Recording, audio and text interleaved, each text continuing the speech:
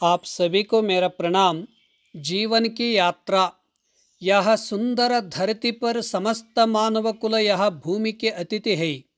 अपने अपने आयु के अनुसार पुरुषार्थ प्रयत्न से कर्तव्य कर्म करते हुए अपनी जीवन यात्रा करता है।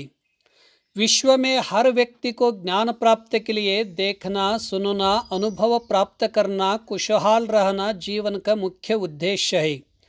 भारतीय प्राचीन इतिहास, संस्कृति, विज्ञान, तत्वज्ञान, कला, साहित्य देखना और सुनना, अनुभव प्राप्त करने के लिए एक स्थान से दूसरे स्थान की यात्रा करता है।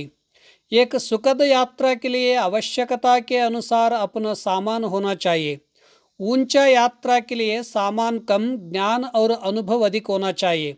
शरीर माध्यम खलु धर्म साधनम। लौकिक और अलौकिक सभी कर्म करने के लिए पहले शरीर ही साधना है, इसलिए इसको संतुलन में रखना आवश्यकता है। संतुलन में रहकर ही यात्रा की जा सकती है। मन बुद्धि में अनेक प्रकार के नकारात्मक विचार, दुख, ताप, चिंता का बोझ लेकर जाने से यात्रा में बाधा उत्पन्न होता है। आध्यात्मिक ज्ञान द्वारा इस मन मस्तिष्क के समस्याओं का कम किया जा सकता है। योग शास्त्र के अनुसार अपरिग्रह के बिना समाधि असंभव है, इसलिए जीवन यात्रा में अधिक संग्रह करना उचित नहीं है। जीवनोत्साह के लिए हल्का शरीर, सकारात्मक विचार, स्वच्छ हृदय, प्रसन्नता से रहना योग जीवन है। लौकिक विषयों से मन कलुषित और संकुचित होने से इनको प्रेय मार्ग, रुचि मार्ग कहते हैं। आध्यात्मिक मार्ग को श्रेय मार्ग और अपवर्ग मार्ग कहते हैं। जैसे विमान उड़कर आकाश में अपने दिशा के अनुसार अपने गंतव्य तक पहुंचता है। कठोपनिषद में बालक नचिकेता अपने पिता के आज्ञा के अनुसार मृत्यु देवता यमधर्म को दान दिया।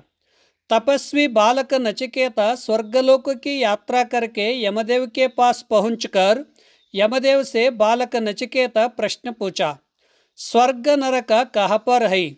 मृत्यु क्या है? मोक्ष प्राप्ति कैसे होते हैं? स्वर्ग की अग्नि क्या है?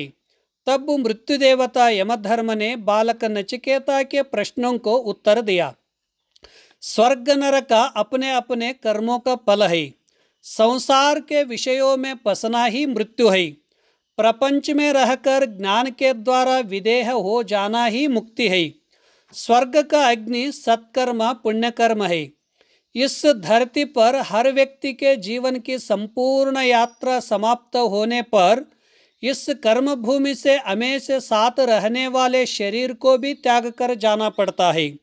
इससे आगे की यात्रा में केवल ज्ञान, संस्कार और उत्तम कर्म स्वर्ग की यात्रा तक ले जाते हैं और आगे कर्म भूमि, साधना भूमि से स्वर्गलोक तक निरंतर यात्रा करने वाले सूक्ष्म जीवात्मा को जन्म मरण के चक्र से मुक्त होकर अमर तत्व को प्राप्त करता है।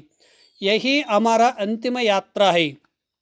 एक रॉकेट पृथ्वीलोक से अंतरिक्ष में अपने दिशा के अनुसार जाकर निर्धारित कक्षा में स्थापित होता है। आज का विषय संपन्न हुआ।